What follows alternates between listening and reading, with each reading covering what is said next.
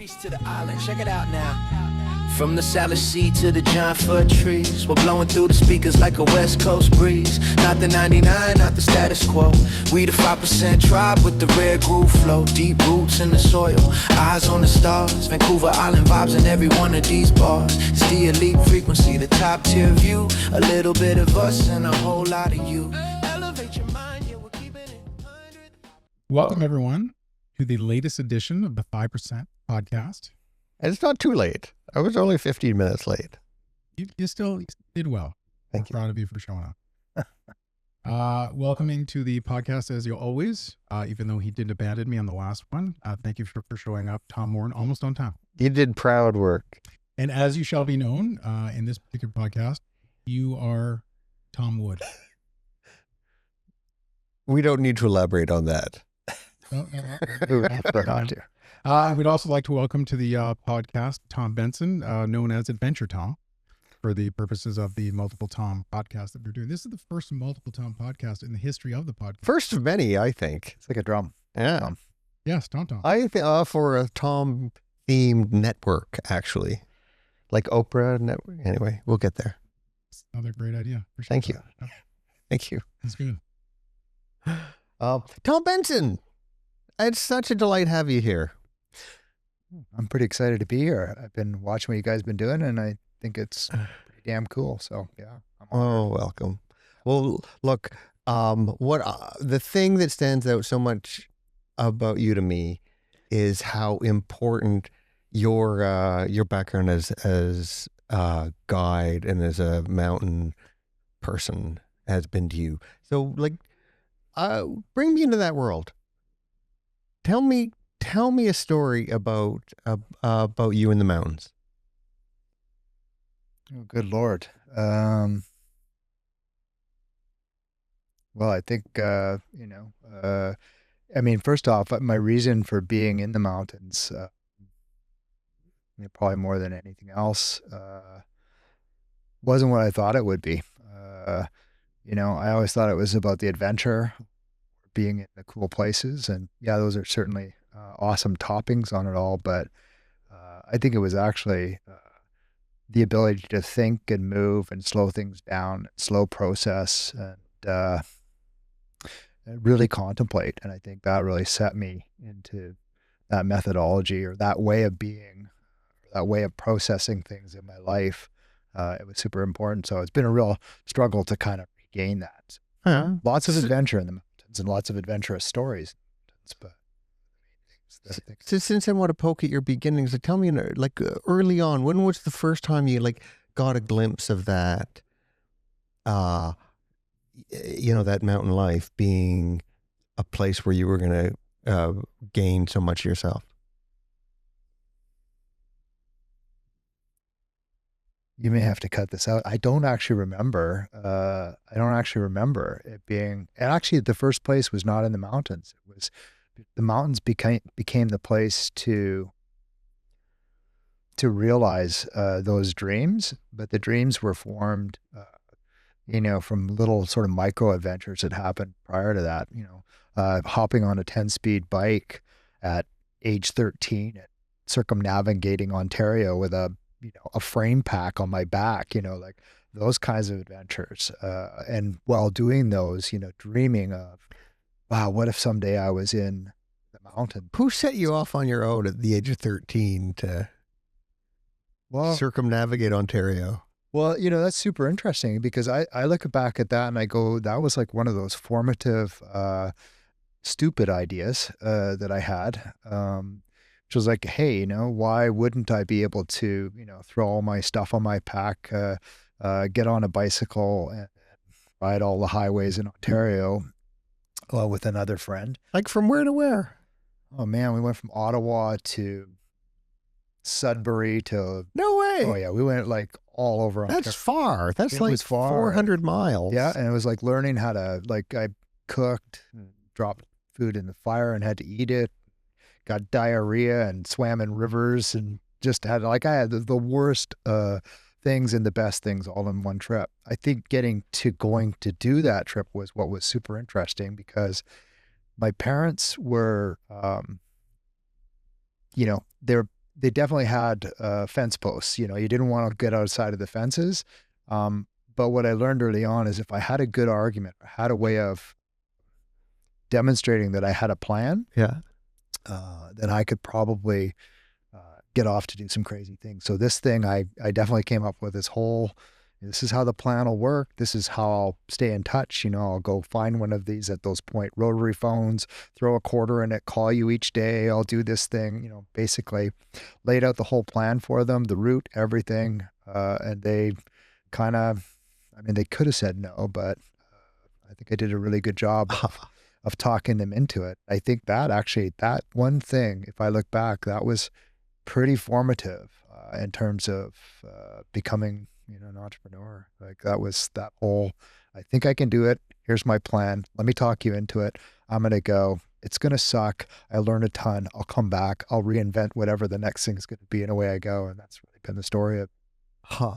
And was that like your first major stepping out from that parental bubble? Yeah. Yeah. In terms of fully feeling like you're out in space, and definitely felt pretty disconnected. Uh-huh. And like, what did it feel like when you got home after that, epic voyage? Like, had things feel different? Well, things felt different because I felt, I definitely felt excited that I'd pulled it off, but honestly, I went straight to what's next. I was like, okay, well, that's cool. So what's next? And I would say that after that, my life became a long series of what's next. Oftentimes involving things that, maybe put me in a little bit of risk, but with lots of what's next. Yeah. Huh? Yeah. And how long did it take that to lead you to mountain guiding? Well, I started climbing while I lived in Ontario. There are not many mountains there. There are not many mountains there, but there are some good rock faces. That's kind of where I started with that. And when my father was in the RCMP, and so when we got transferred to the West Coast, that's where I started to really get into climbing. It became a really important part of my life. I did a lot of recreational rock climbing. I ran some rock climbing courses, and then I climbed all over America, and that led to becoming a guide. And yeah, and a lot of people, I think, when they become, or they bring it to a professional level, they lose the love for what they were doing. Yeah. That didn't happen for me. I loved leading and sharing. What about it? Couple things. I think one, that in order to be really good at that, you have to have a pretty good emotional intelligence, a lot of empathy. You have to really understand what's going on for the people that you're with. And, a lot of them are certainly compared to someone that's professional, they're beginners. And so you kind of have to hold that beginner's mind alongside of them in order to keep experiencing it through their eyes, but seeing how you're affecting that experience. So, and again, I think that whole process led to some of the things I did later in my life doing. But I think that mindset of knowing that I had to be inside of their experience and seeing it from their point of view created the kind of mountain guide that I was, which was pretty in tune. How do you think you kept yourself from burning out on that? Because I know that that's exhausting, keeping up. Yeah. I think, one, that I got so much out of it, meaning that I think I've always been pretty cognizant and grateful for the things that I'm going through. And so each of those experiences that I had was a whole ton of adventure. It definitely was constantly, pushing my limits. Also deep relationships, you end up becoming, kind of like the priest, people in those situations, where they're really being pushed and stepping way outside of their comfort zone. That's where they tend to expose, some of their deepest, darkest fears or secrets or things that are going on for them. They're kind of stripped naked in that environment. And I think that one of my strengths is, being someone that people can kind of bring stuff to, and they can have trust with me. So those environments, although there was lots of adventure, there was a lot of really human interaction happening. And I found that to be really rewarding, and to be, part of facilitating that. It took what would normally be the grind out of it. It made it a much richer experience. So I was ready to quit guiding when I quit guiding. But But okay, but at some point you took this passion for freedom and keenness to plan, and you turned it into a business, right? You started making a living at it, but you started your own guiding company. Yep. Right. So what was that just a natural thing that happened, or was it a big step? I think it was a foregone conclusion for me from I can think of, back being sort of 18, 19 years old. And, I used to draw a lot, and I would draw pictures of the things that I wanted to see happen in my life. And, I remember drawing log cabins. I really wanted to be a homesteader. I was going to go out in the middle of northern British Columbia and, raise 4 cows and chop some trees down and build a log cabin and do whatever. That, became something around, what if I started a lodge and owned a lodge and ran a lodge and brought people in and shared this whole thing with them? And then I was like, well, that's a shit ton of work. Who would want to actually go through the whole process of having to take care of a lodge? It's like, what is it that you really want? And where I kind of came to is, well, what I really want is to be in these environments, sharing these adventures with people. So I don't need a lodge. I don't need that. I don't need all this stuff.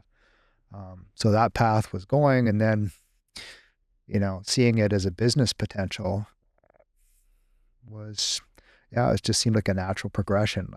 And I guess if I looked back at it now, I would question, did you really need to start a business? Could you still have just stayed true to that just by being a one-man show? What was hard about that business? I imagine guiding is a challenging, like just business model wise, like.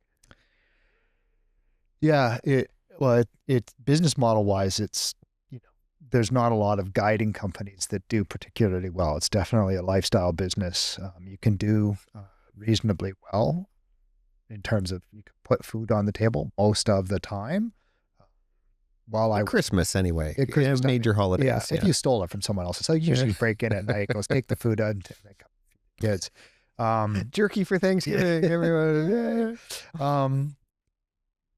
Yeah, I also had to work other things on the side, which is also kind of, I think the beauty of that is even while we ran this guiding company and we were, by guiding company measures, very successful, I still ended up doing other things to fill in on the side. So I did a lot of graphic design, some programming, web work, et cetera, et cetera. Yeah. So I had this whole other skill set that I sold computers, whatever. I kind of did whatever I could do on the side in the off season. And I knew that, to have a decent relationship, to be living where I was, I probably would have to not be a full-time mountain guide, meaning not ski guiding in the winter. Right. So my winter months were filled with a different thing, even while I was doing the business. And I think that was also good training because, sometimes, it isn't going to be easy or deliver exactly what you need. You might need more money. You might need more diversity. You might need less risk. So diversifying what you're doing is pretty smart. And that served me pretty well for a long, long time, actually, that sort of multiplicity of my efforts and my attention. Yeah. Yeah. Well, the rhythm, I like the rhythm of that, where you have the summer or, whatever, the seasonal thing. And it's actually there's something very Canadian about that. About your career being, or your livelihood, the rhythm of your life being built around the seasons and doing the thing in the off season that allows you to do the thing that you really want to be doing. Yeah. Yeah. But what did you learn in the off season that empowered you with the rest of it? Well, I think, in the on season, you're busy doing, right? You're managing risk, you're demonstrating your physical prowess and your ability to move people through really difficult places, and that's kind of pretty consuming. Yeah, you become a good cook and you can take a sliver out of someone's bum, or you can do all the stuff that you got to do as a mountain How did we guide. get there? Anyway, There's a lot sorry. of there's a lot of things you I'm end the up wood doing. guy. I'm supposed to know that. Yeah.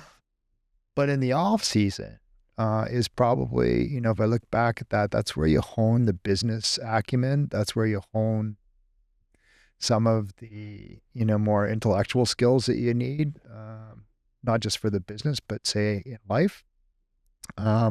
Probably the downside is that's also where you tend to catch up on a lot of your relationship stuff. And looking back, say that that was, not a brilliant methodology. Like, you can't create a huge gap in relationships. And that wasn't just, Yeah. marriage or love life. That was, just CRA. CRA, sure. But close relationships with friends. I was kind of known as the guy who just didn't show up because he was always gone. And, I would be around for a few months but then gone again. Mm. Gone was gone. Like I was deeply gone. I was away. So, So then local people will know you as the, owner of WildPlay. And so was there a pressure point where that guiding life and its inherent challenges spawned you on to the next phase, or what was it? well, I mean, my guiding career was super fun.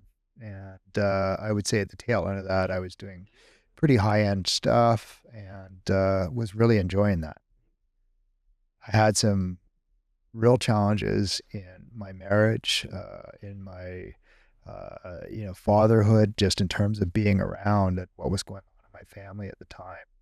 There was a lot of mental health issues, and I knew I needed to be present. Being a mountain guide and being present didn't necessarily add up. So I started, again, if I look back at it from the point of view of having the diverse capability, I knew I needed to gravitate into these other things. So I didn't go directly to where I am. I started working in technology.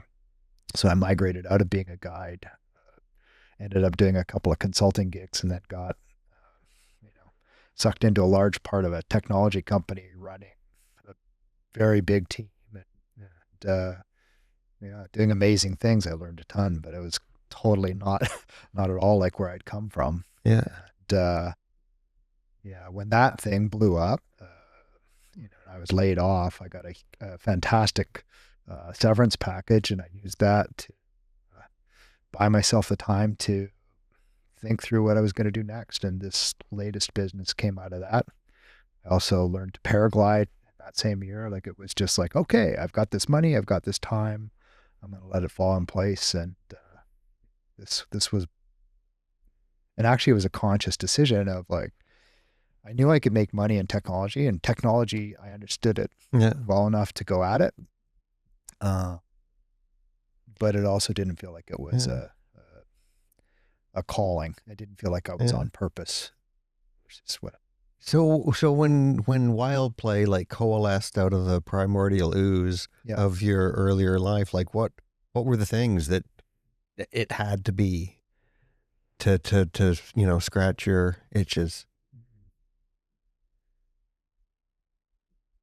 Well, it had to be aligned with my own purpose. I knew I was making a compromise right out of the get-go. I mean, I remember looking at this, with my co-founder and saying, this is going to be a really difficult business. Like I'd done the modeling. I was like, this is not an easy business. It's not, there's no, there was no obvious, this is going to be a winner. It was like, this is a bit of a reach. Let's see what we can do with it. I actually wasn't really sure first bit whether we should even go this direction versus going and doing a technology play.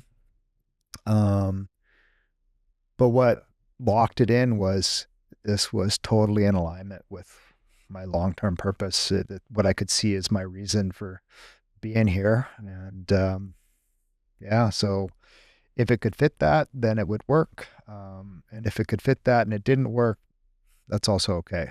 It seems to me that, to give up this time in my life, which is now 20 years of doing this business, I had better feel like I could close my eyes at the end of my life and go, that was brilliant. And I could see that. I could see that at that point. This was definitely going to be an on purpose thing for me. And I thought I had it figured out in terms of what it would look like, but I sure as heck didn't. But actually, if you look back at our original business plan, we're pretty much in alignment with that original business plan. But how we got there and and the timeline of it all, total cockamamie. Not even close. Yeah. Not even close. Yeah. Cockamamie aside, what do you love about it?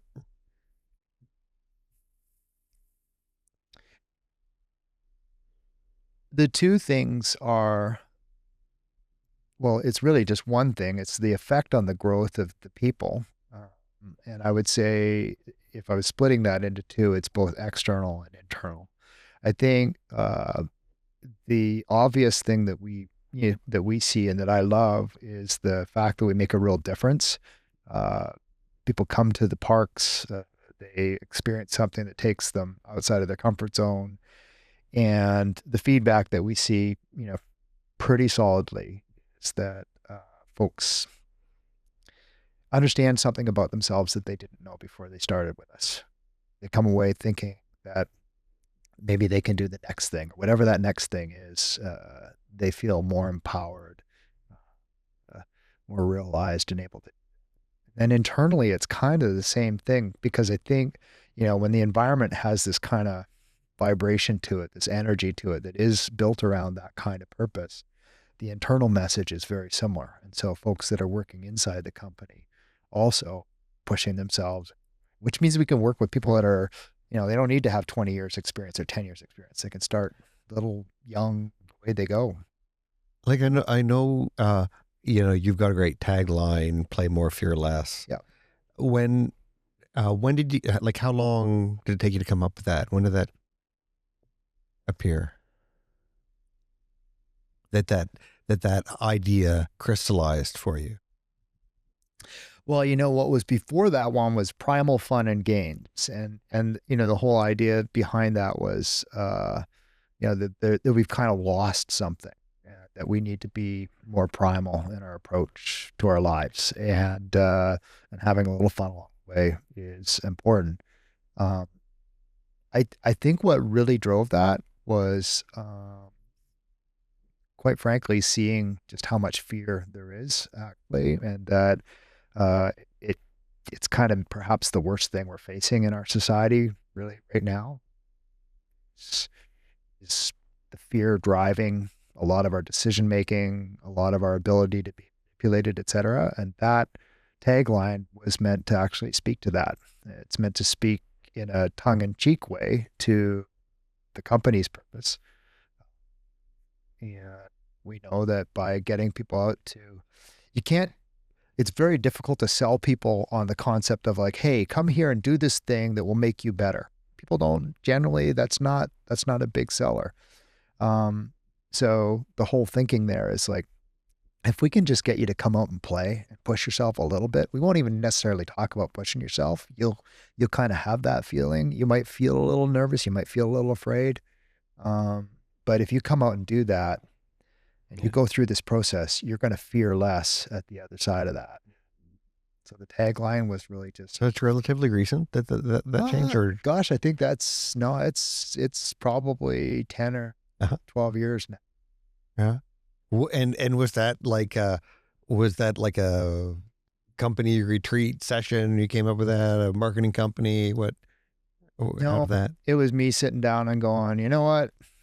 I think we need something. I just let it bubble around and it finally landed, and that came to it. And I have a really good friend who's a pretty smart branding guy, and I floated it by him, and he was like, I love it. I was like, well, that's good enough for me. If you love it, then that means it's probably a deal. decent.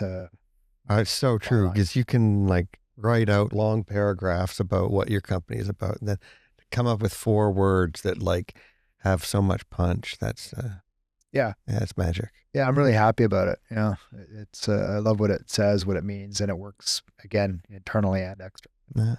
Huh. It's really neat to hear you talk about the early days being 13 and you finish that. The whole time I'm just thinking about my 15-year-old who wants to West go by himself. I'll tell Laura that you said he should do it. But what you said is, as soon as you finished, you're just focused on what's next.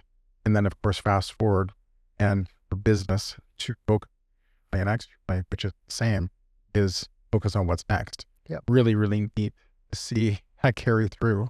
And then also, 10 or 11 years ago, it came up with a tagline, or top of mind, with all of the anxiety that everybody is facing. And again, I go back to think about my girl, how they interact with the world.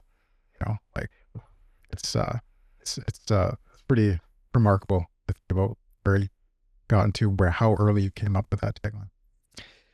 Yeah, that's interesting. The internal dialogue in the company is very much, we always keep circling back to that concept of anxiety, fear, these things that we're seeing. And, if I was going to say where that really dropped in for me, it was actually, I was in Germany. I was working with this tech company. And, all of a sudden the guys knocked on my door. It's like, my God, you got to turn on the TV. It was early in the morning, or I guess it was the afternoon there. This was like we watched 9/11 happen. And, at that point and watching what was going on around that, you could start to see the fear messaging and the manipulation that was happening, around fear. And how we should do this because we should be afraid of that. And it was like, whoa, this is the real change. Like, yes, this is all catastrophic. And yes, this is all big. But the real thing here is this underlying,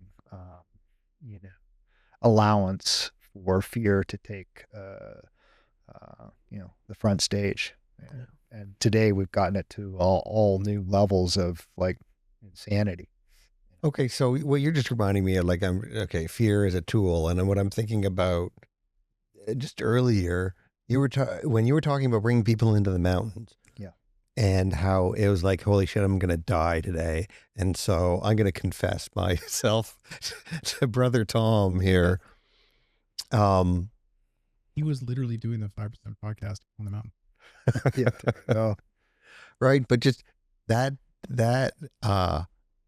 Like, that's a little bit what mountain guiding is about, is like creating an environment where things are real, right? Where like every step is a little bit on the life and death side, right? And how that brings out like the real depth in fear brings out people's realness. Right. And so I've had the pleasure of like going out on canoe trips with you and the likes, and you've made a bit of a niche of being that person that like you said, people come to for wisdom, to talk about their fears with. Where do you go with yours? That's a really good question. Well, I think for me, certainly in the later part of my adult life, and actually, I guess really for quite some time, first for me, it's been to be able to actually acknowledge that I'm afraid and to speak it, and to say this is scaring me, or I'm afraid of this. I've built such a wonderful group of humans in terms of the connections around me. I don't know that there's anybody that I can't talk to about my fear that is in my close circle. And I think that, and I've talked about this at times. I think fear is kind of like it's a signal. It's really, so even when I'm feeling frightened of something, I know it's just a signal. It's telling me I need to pay attention and I have a choice to make. And so a lot of times I might just internally deal with it. I might just go, what is it that, what is this telling me? Why am I afraid of this? And I'll go through a process, and I'm okay with the fear. I'm okay with, I mean, it's not that it's comfortable, and I do lots of things that they utterly scare the hell out of me. Uh, and, that's not a comfortable thing, but I'm okay with sitting with that fear. But I'm also totally okay with just saying, hey, Tom, you know, Tom Wood, I'm really, If he could. if I could, I'm really afraid. Like, I'm okay with saying I'm afraid. Interestingly enough, what I learned guiding was I had to be very careful about that. And that wasn't the environment to say, I'm afraid. One of the best lessons I ever learned, was leading some folks on a descent down a pretty large mountain in the Selkirks. And these folks were not functioning well, and it was scaring me. I felt like they were going to pull us off this mountain, kill us all. At one point, I got very angry. I gave them a talking to, standing in this, gaggle of quartzite blocks, and I said, if you don't figure this out, you're going to kill us all. We're going to get dragged off this mountain and die. And what do you think the performance level was after the guide saying, I'm frightened, here's what's going on? And we were tanked. Yeah. Certainly got their attention, though, I'm sure. It got their attention, but the truth is it totally, slowed us down considerably. And I think the lesson from a leadership point of view, and perhaps in business, is there's a time to be clear and transparent, and there's time to keep it to yourself. And that was the time to be those people, yourself.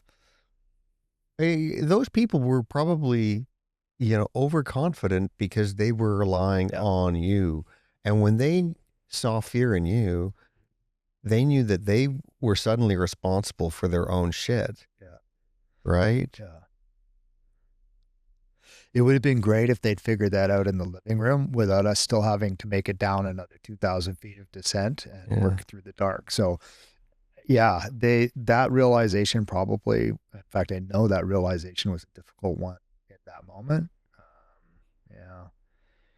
But it definitely, it actually just set a question in my, I probably spent the next several years answering, which is, when do you be fully disclosing and when do you keep it to yourself?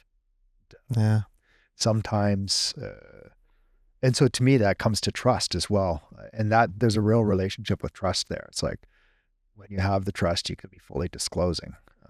When the trust is earned, you can be fully disclosing. But when it's not, you might want to be a little cautious with how you're putting it out there. I see that in our leadership team in the company as well.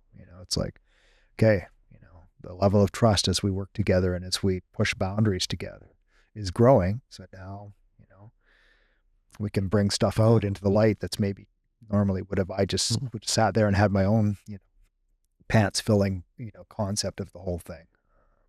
But now I can share it. What else have you learned about fear? I feel like you're a fear expert. A fear spurt. A fear spurt. That's the thing. Well, I was interested in the same thing when you guys had sort of brought up you'd alluded to people sharing when they were in those moments. And yeah, that begs the question, like, early on, did you notice patterns of what would happen to people else so you could learn about fear in a more real way? Yeah, I think I've always been paying attention. I think some of that comes from my childhood and a bit of hypervigilance. So, and hypervigilance, like watching for risk, right? But it also means you're picking up on the nuances in what because, are you going to hug me or are you going to kill me? Whatever, right? You're vigilant. And I think that actually set me on a path of paying a lot of attention. And when I was paying attention, I was like, wow, I'm picking up some really interesting stuff here. Back to your question about fear. I've had, you can have all the crazy stuff happen that you want. You can go engage in adventure, and I've done a lot of that. But the greatest fears, are generally around the people that you love, your children, your spouse, whatever, and the potential of loss there, or it not working out the way that you want it to. And I've experienced that as well. And that's, that probably asked the most of me in terms of how I was thinking about fear, what the value was there. And I think that I kind of arrived at this. I just think there's only really two things. There's fear and there's love. And I think that, most of what we do is in a compensatory fashion for fear. We make decisions. Decisions are almost entirely, if you keep digging down, they're fear-based. We're looking at, although we might not look at that way, but we go, if I do this, this will happen, and I don't want that to happen. Well, that is an aversion, right? Yeah. We are either attracted or aversion. And so I think that, part of what I've learned about fear is that probably 90% of those hard questions, just stopping and going, what is it that I'm afraid of? I'm really angry, right? People say, I'm really angry. I get really angry. It's like, well, what are you afraid of? Because almost always hiding beneath anger is fear. People say, well, no, it's not. You can ask the question and you just see, you'll get to it. It's like, actually, it's this, and actually, it's that. And, there's that sort of Toyota management technique of, you ask the 5 levels of questions. Why? Yeah. It's like, well, you can do the same thing with fear. You can keep going, or with whatever it is. You can say, oh, I'm angry. And underneath that, and the cool thing about that, I think, is that actually gives you something you can work with, versus sitting up here where it's just, you've got this big angry, like, or whatever. It's, don't be angry. That's not very helpful, especially if way down below it is this thing that's fear. It's like, you're not going to do anything about that until you actually address it. And most of the time, the fear is actually not really needed, but you can't see that till you go get intimate with it. So, yeah. So then, I'm really interested in the whole interplay between, the emotional self and the rational self, right? And so if it's fear and love underneath all of it, what,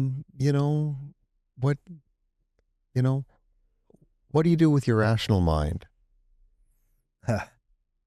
Can you give me, just be more specific about Well, that? I Because I could say LSD, but that probably wouldn't be the answer.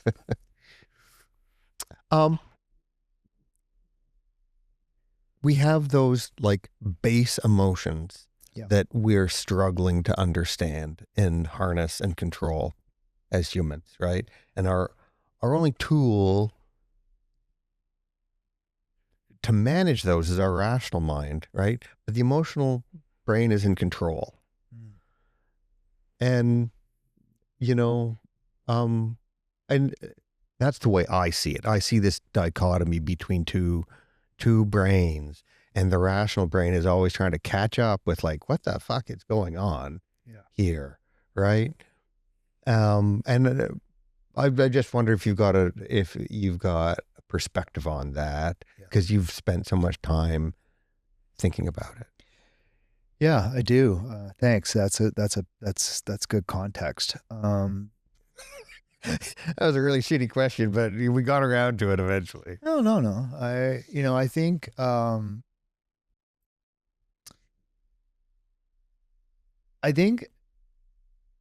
we think about emotional stuff, like anything from mini crisis to massive crisis, right? Emotional is something's going on and I'm feeling this way about it. And it's kind of like, it's just popcorning, whatever it is.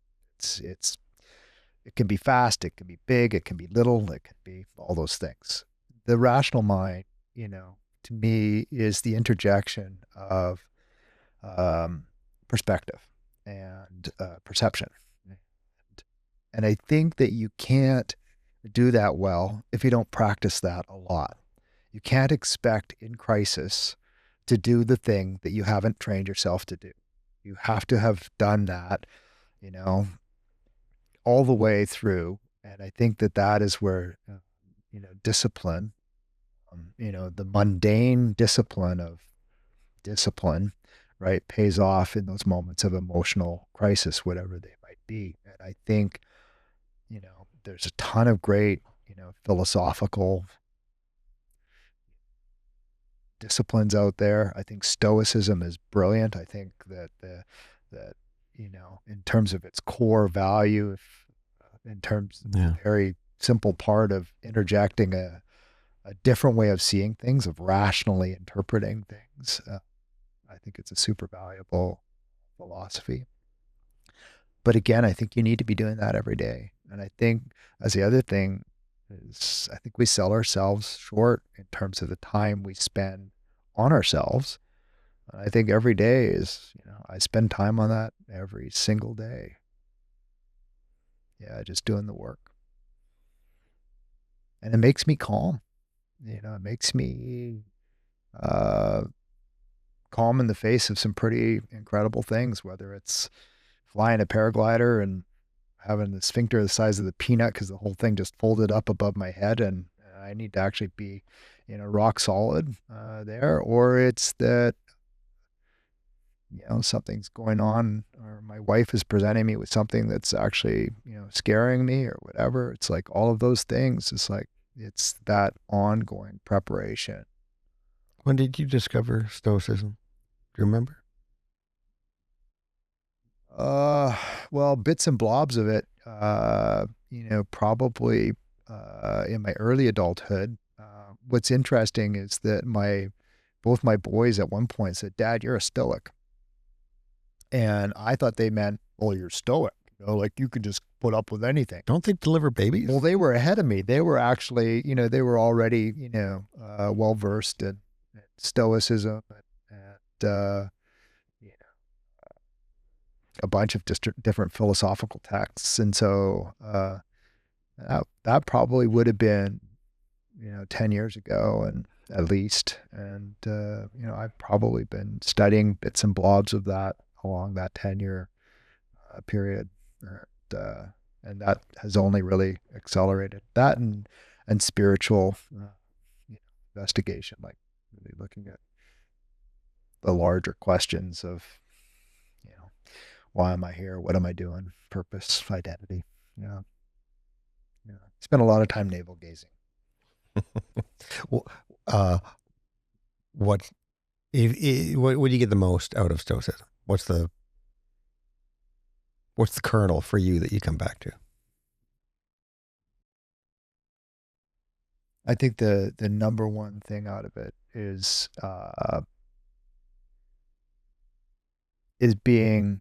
perception.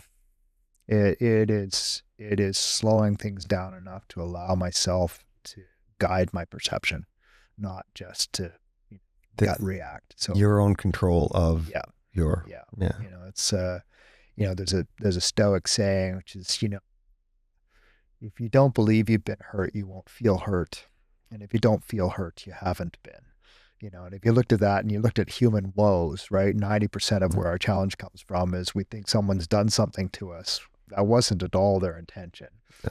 We misperceive it. We react. We create a chain reaction. And then we go, my life sucks. Yeah. I was just going to ask, getting a little bit tactical. Yeah. You had mentioned working on yourself on a daily basis, sort of talk paragliding. Well, I guess you probably don't paraglide every day. Nope. So how do you work on yourself? Like what is your routine? Well, I'd say my routine is two things. It's what I do and what I don't do, or what I will do, what I won't do. My routine starts at about 5 a.m. or actually exactly 5 a.m. And I spend 2 hours, reading, journaling, meditating, reviewing past learnings, prepping for my day, and working out. And, that whole part of the morning, that whole 2 hours sets my headspace into an incredibly strong position. And I wouldn't give it up for the world. And, that's kind of what I will do. And in that process is, there are other parts of all that, which is like, trying to envision getting out to play, when I go to sleep at night, right? What I'm thinking is flying a paraglider. And people think, well, how could that be, relaxing or put you to sleep? It's like, to me, that's the most freeing thing and the most calming thing in a way in the world. So that's where I close my eyes. It's like, so in that process, in my day, while I'm doing these things and being fully present with them, I also have this whole other, aspiration to be a player. What do you think it represents for you? That Paragliding? Yeah. I think, there are things that, well, it's two things. It's one, it's the beginner's mind, shoshin, right? You cannot ever consider yourself an expert in that realm.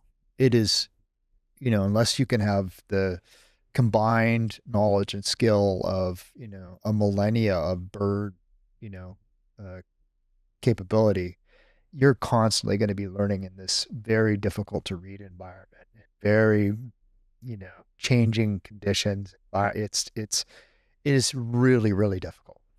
You can, and if you want to keep doing it, you actually have to keep thinking about the risk management part of it, which isn't what you might think it is. You might think it's, oh, well, you keep the wing open or you fly that or you do this, you do that. It's actually asking yourself all the time, because we're really good at telling ourselves, because something works out, we say we made a bunch of good decisions. That's bullshit, right? It's actually one of the most dangerous things we can do. It's like, it worked out, you were lucky, and you have to be brutally real about that and go back and go, what was it I did and how can I improve? So it's a really poignant way to improve that way of seeing things and thinking about them.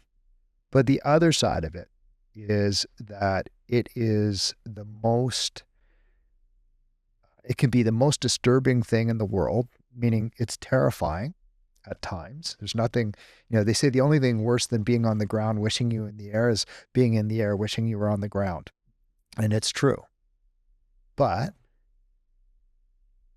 you can be nowhere else. And there are very few things that we do in our lives where you can be nowhere else. It's like you are completely in it.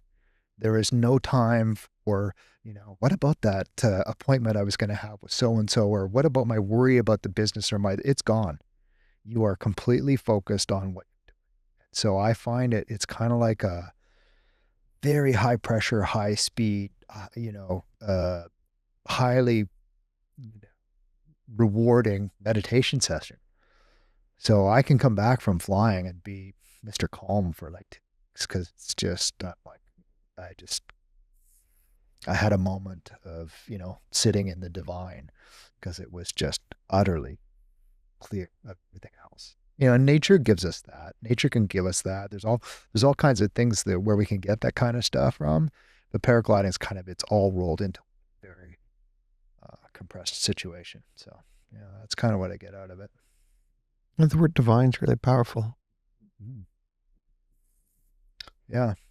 Well, you talked to, I was walking with a man yesterday and he was talking about surfing.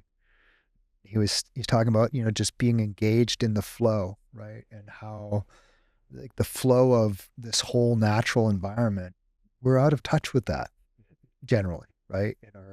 In our urban settings and in our civilized lives. And so I think it's really important to stay in touch with that. It's part of, for me, Is that a world that we just need to visit?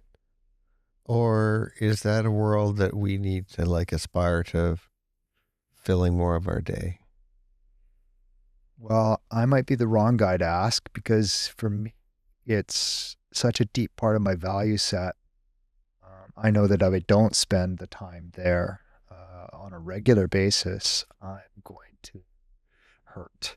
I'm going to have, it will disfigure my capability, my capacity, my life. There's nature is actually one of my core values. Like spending time in nature is a core value for me. I think it's really important that all people do that.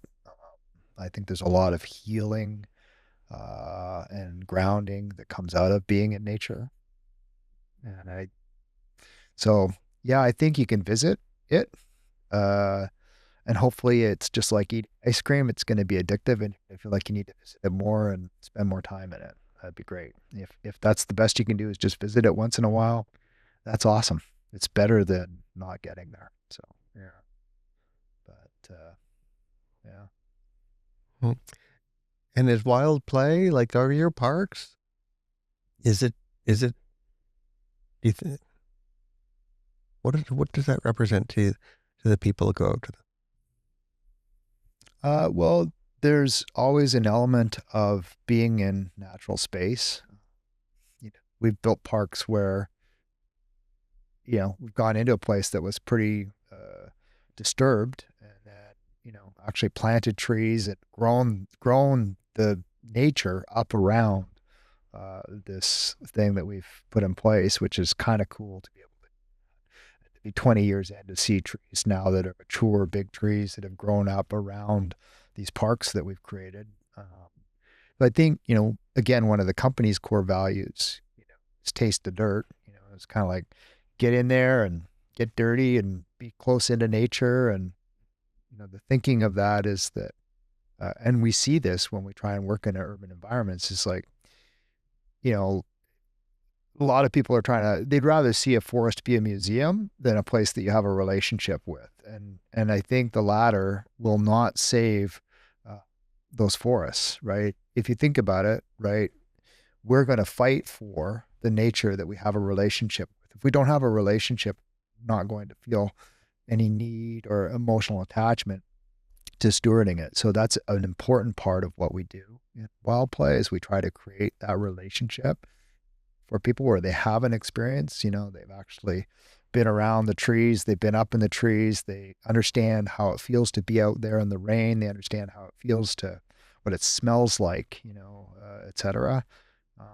And for people that spend a lot of time in wilderness or nature settings, that might not seem like that big of a deal. But again, you got to remember that the numbers are actually staggering in terms of how little people are actually engaging in those kinds of Yeah, I activities. mean, what do you hear from people? What, like, you know, some tourist that shows up in Victoria and does a run through one of your parks, like what does it leave them with?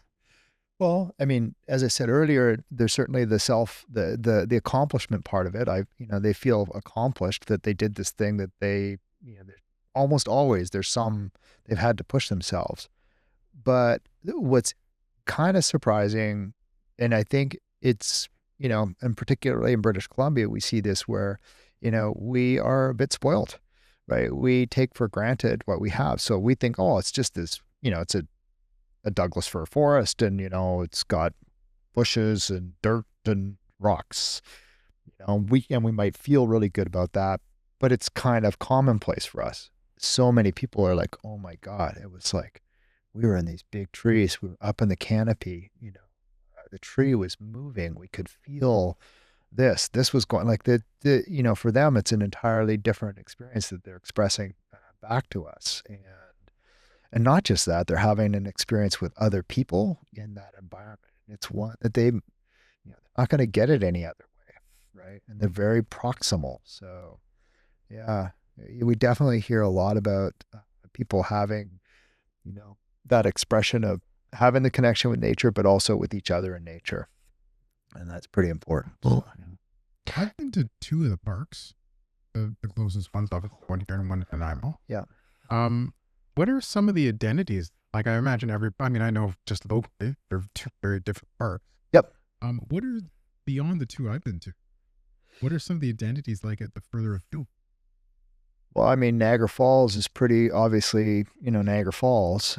You literally end up, you know, that's a big zip line operation as part of it. You end up, you know, in the midst of Niagara Falls, you know, and you're below the mayhem, which is kind of cool. I was really glad that we could get below the mayhem of the urban part of Niagara Falls, all the stuff that's going up on the streets.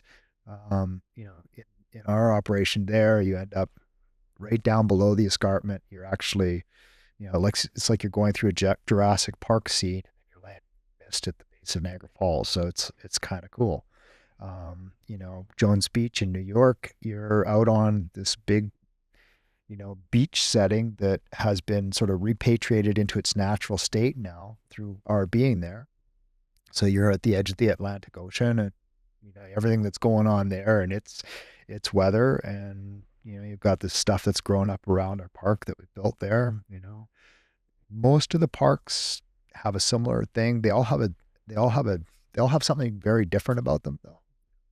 Thatcher in upstate New York is very long and takes you out to the edge of some pretty big, scary drops. And we've built something like 22 locations. Not that we own them, but we've built them. We've either closed them, sold them, franchised them, whatever. Yeah. So on your mission to have people play more and fear less, what are you doing next? Yeah, that's a good question. It's certainly been the one that I've been focused on in the last few years. I think the way I, describe that for me right now is it's kind of like origami. I folded the origami. Really happy with what we've done as a team, with my partner Gord, in terms of that WildPlay entity and what it does and what it means. And I feel like it's time to unfold that, flatten the sheet out, and fold a new origami. And I think the next thing is actually an evolution of that same purpose. I don't need to step away from it because